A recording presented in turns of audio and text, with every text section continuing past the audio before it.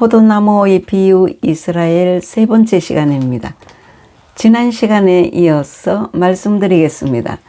지난 시간에는 말씀을 따라 사는 삶이 가장 형통한 삶이라고 전해드렸습니다. 7절을 보면 너희가 내 안에 거하고 내 말이 너희 안에 거하면 무엇이든지 원하는 대로 구하라 그리하면 이루리라고 말씀하셨습니다. 말하자면 말씀대로 구하면 무엇이든지 이루어지리라는 말씀입니다. 하지만 이 말씀은 비단 기도에만 국한된 말씀은 아닐 것입니다. 왜냐하면 주님의 말씀은 단지 기도에만 적용되는 것이 아니라 성도의 삶 전체를 포괄하는 말씀이기 때문입니다. 그럼에도 불구하고 이처럼 말씀을 기도와 연결시킨 것은 아마 성도들이 무엇이 필요하거나 어떤 문제에 부딪혔을 때 기도를 통해 해결하라는 교훈을 주시기 위함일 것입니다. 따라서 우리는 이 말씀을 형통한 삶의 비결은 주님 안에 거하며 말씀에 기초하는 데 있다고 종합적으로 해석해도 무방할 것입니다. 그러면 이러한 주님의 말씀은 비단 이스라엘 백성들에게만 적용되는 것입니까? 아닙니다. 예컨대 하만을 보십시오. 그는 자기 욕심과 계획대로 살았던 전형적인 인물로 처음에는 가장 형통한 사람처럼 보였습니다. 하지만 그의 최후는 어떠하였습니까? 자기가 판 함정에 스스로 빠져 그 누구보다 비참하고 수치스러운 죽음을 맞이하지 않았습니까? 에스더 5장에서 7장까지의 내용이 있습니다.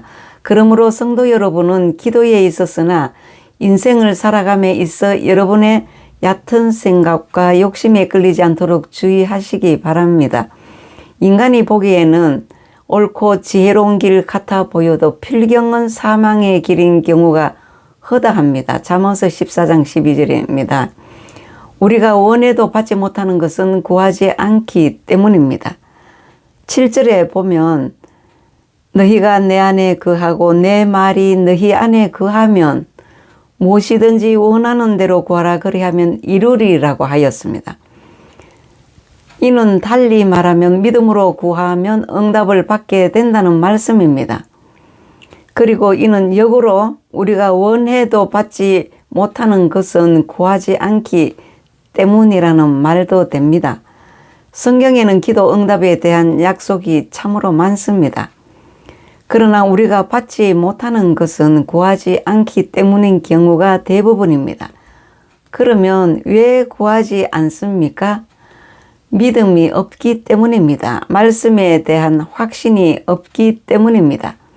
하나님께서 살아계셔서 우리의 아버지가 되시며 우리의 기도를 들어주시는 분이라는 믿음과 확신이 있다면 왜 구하지 않겠습니까?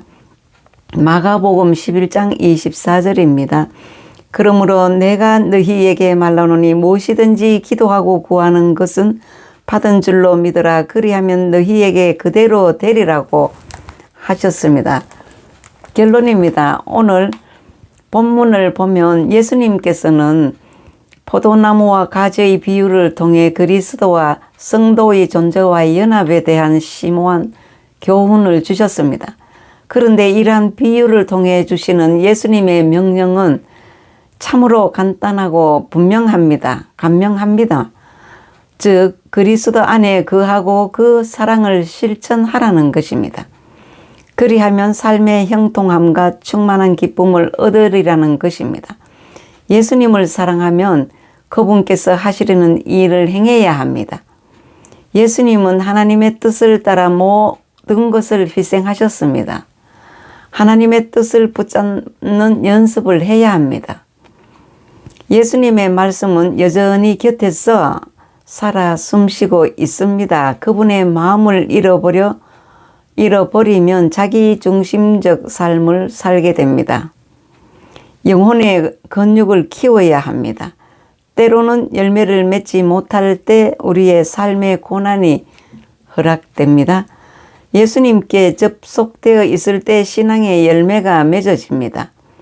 우리의 믿음은 결말을 아는 것으로 말씀을 마치겠습니다. 그러므로 여러분은 축복과 기쁨의 비결은 그 어떤 곳에서 찾지 말고 이 말씀 속에서 찾으시기 바랍니다. 그리하여 언제나 그리스도 안에 머물며 그 사랑을 실천하는 여러분이 되시기 바랍니다. 그리하면 예수님의 약속대로 기도에는 형통함이 있을 것이요 삶은 세상에 줄 수 없는 기쁨으로 넘치게 될 것입니다. 네, 말씀을 마치겠습니다. 감사합니다.